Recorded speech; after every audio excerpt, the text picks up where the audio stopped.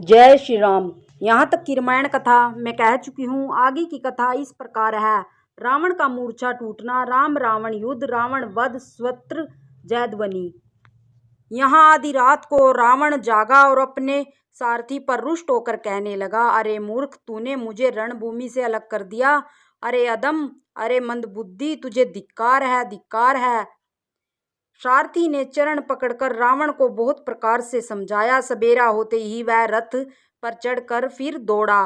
रावण का आना सुनकर वानरों की सेना में बड़ी खलबली मच गई। वे भारी योद्धा जहां तहां से पर्वत और वृक्ष उखाड़कर दांत कटकटाकर दौड़े। विकट और विकराल वानर भालू हाथों में पर्वत लिए दौड़े। वे अत्यंत क्रोध करके प्रहार करते हैं। उनके मारने से राक्षस भाग चले। बलवान वानरों ने शत्रु की सेना को विचलित करके फिर रावण को घेर लिया। चारों ओर से चपेट मारकर और नखों से शरीर विदर्ण कर वानरों ने उसको व्याकुल कर दिया। वानरों को बड़ा ही प्रबल देखकर रावण ने विचार किया और अंतर्ध्यान होकर क्षण भर में उसने माया फैलाई।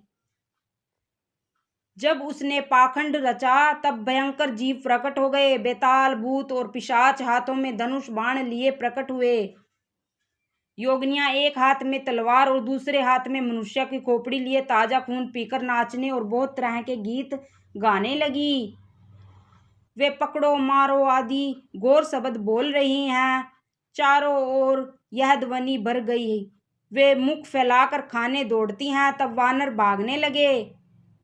वानर भाग कर जहां भी जाते हैं वहीं आग जलती देखते हैं। वानर भालू व्याकुल हो गए। फिर रावण भालू बरसाने लगा। वानरों को जहां तहां थकित कर रावण फिर गरजा। लक्ष्मण जी और सुग्रीव सहित सभी वीर अचेत हो गए। हा राम, हा रघुनाथ पुकारते हुए श्रेष्ठ योद्धा अपने हाथ मलते हैं। इस प्रकार सब का बल तोड़कर रावण ने फिर दूसरी माया रची। उसने बहुत से हनुमान प्रकट किए जो पत्थर लिए दौड़े। उन्होंने चारों ओर दल बनाकर श्री रामचंद्र जी को जा घेरा।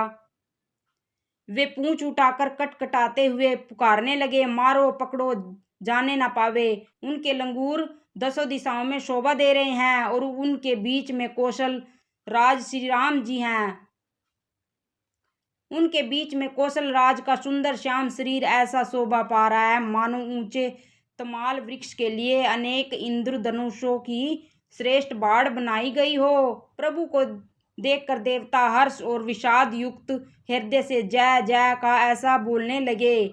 तब श्री रघुवीर ने क्रोध करके एक ही बाण में निमेष मात्र में रावण की सारी माया हर ली। माया दूर हो जाने पर वानर बालू हर्षित हुए और वृक्ष तथा पर्वत लेकर सब लौट पड़े। श्री राम जी ने बाणों के समूह छोड़े जिनसे रावण के हाथ और सिर फिर कट कट कर पृथ्वी पर गिर पड़े। श्री राम जी और रावण के युद्ध का चरित्र यदि सैकड़ों से सरस्वती वेद और कवि अनेकों कल्पों तक गाते रहे तो भी उसका पार नहीं पा सकते। उसी चरित्र के कुछ गुणगन मंदबुद्धि तुलसीदास ने कहे हैं। जैसे मक्खी भी अपने पुरुषार्थ के अनुसार आकाश में उड़ती है। सिर और भुजाएं बहुत बार काटी गई फिर भी वीर रावण मरता नहीं। प्रभु तो खेल कर रहे हैं परंतु मुनि सिद्ध और देवता उस क्लेश को देखकर व्याकुल हैं। काटते ही सिरों का समूह बढ़ जाता है। जैसे प्रत्येक लाभ पर लोभ बढ़ता है। शत्रु मरता नहीं और परिश्रम बहुत हुआ। तब श्री रामचंद्र जी ने विभीषण की ओर देखा। शिव जी कहते हैं, हे उमा, जिसकी इच्छा मात्र से काल भी मर जाता है वही प्रभु सेवक की प्रीति की परीक्षा ले रहे हैं। विभीषण ने कहा, हे सर्वज्ञा, हे चराचर के स्वामी, हे शरणागत के पालन करने वाले, हे देवता और मुनियों को सुख देने वाले, सुनिए। इसके नाभि कुंड में अमृत का निवास है। हे नाथ, रावण उसी के बल पर जीता है। कृष्ण के वचन सुनते ही कृपालु श्री रघुनाथ जी ने हर्षित होकर हाथ में विकराल बाण लिए।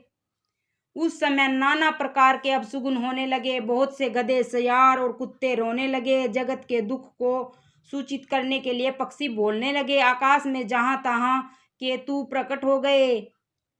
दसों दिशाओं में अत्यंत दाह होने लगा। बिना ही पर्व के सूर्य ग्रहण होने लगा। मंदोदरी का हृदय बहुत कांपने लगा। मूर्तियां नेत्र मार्ग से जल बहाने लगी, मूर्तियां रोने लगी। आकाश से वज्रपात होने लगे, अत्यंत प्रचंड वायु बहने लगी, पृथ्वी हिलने लगी, बादल रक्त बाल और धूल की वर्षा करने लगे। इस प्रकार इतने अधिक अमंगल होने लगे कि उनको कौन कह सकता है। अपरिमित उत्पात देखकर आकाश में देवता व्याकुल होकर जय जय पुकार उठे। देवताओं को भयभीत जानकर कृपालु श्री रघुनाथ जी धनुष पर बाण साधन करने लगे। कानों तक धनुष को खींचकर श्री रघुनाथ जी ने 31 बाण छोड़े। वे श्री रामचंद्र जी के बाण ऐसे चले मानो काल सर्प हों।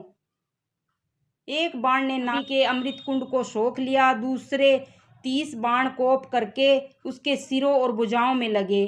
बाण सिरों और भुजाओं को लेकर चले। सिरों और भुजाओं से रहित रुंड पृथ्वी पर नाचने लगा।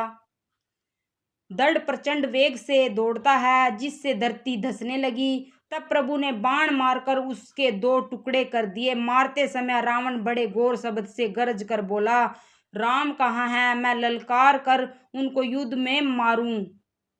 रावण के गिरते ही पृथ्वी हिल गई। समुद्र, नदियां, दिशाओं के हाथी और पर्वत अक्षुब्ध हो उठे। रावण दड़ के दोनों टुकड़ों को फैलाकर भालू और वानरों के समुदाय को दबाता हुआ पृथ्वी पर गिर पड़ा। रावण भुजाओं और सिरों को मंदोदरी के सामने रखकर राम बाण वहां चले जहां जगदीश्वर श्री राम जी थे। सब बाण जाकर तर्कस में प्रवेश कर गए। तब यह देखकर देवताओं ने नगाड़े बजाए। रावण का तेज प्रभु के मुख में समा गया। यह देखकर शिव जी और ब्रह्मा जी हर्षित हुए। ब्रह्मांड भर में जय जय की ध्वनि भर गई। प्रबल भुज दंडों वाले श्री रघुवीर की जय हो। देवताओं और मुनियों के समूह फूल बरसाते हैं और कहते हैं, हे कृपालु की जय हो, मुकुंद की जय हो, जय हो। हे कृपा के कंद, हे मोक्षदाता मुकुंद, हे द्वंद्व को हरने वाले, हे शरणागत को सुख देने वाले प्रभु, हे दुष्ट दल को विदरण करने वाले, हे कारणों के भी परम कारण, हे सदा करुणा करने वाले, हे सर्वव्यापक विभो, आपकी जय हो। देवता हर्ष से भरे हुए पुष्प बरसाते हैं, गमागम नगाड़े बज रहे हैं। रणभूमि में श्री राम जी के अंगों ने बहुत से कामदेवों की शोभा प्राप्त की। सिर पर जटाओं का मुकुट है, जिसके बीच में अत्यंत मनोहर पुष्प शोभा दे रहे हैं, मानो नीले पर्वत पर बिजली के समूह सहित नक्षत्र सुशोभित रहे हैं। श्री राम जी अपने भुजदंडों से बाण और धनुष फिरा रहे हैं। शरीर पर रुधिर के कण अत्यंत सुंदर लगते हैं, मानो तमाल के वृक्ष पर बहुत सी ललमुनिया चिड़ियां अपने महान सुख में मगन हुई निश्चल बैठी हों। प्रभु श्री रामचंद्र जी ने कृपा दृष्टि की वर्षा करके देव समूह को निर्भय कर दिया। वानर भालू सब हर्षित हुए और सुखधाम मुकुंद की जय हो ऐसा पुकारने लगे। जय श्री राम।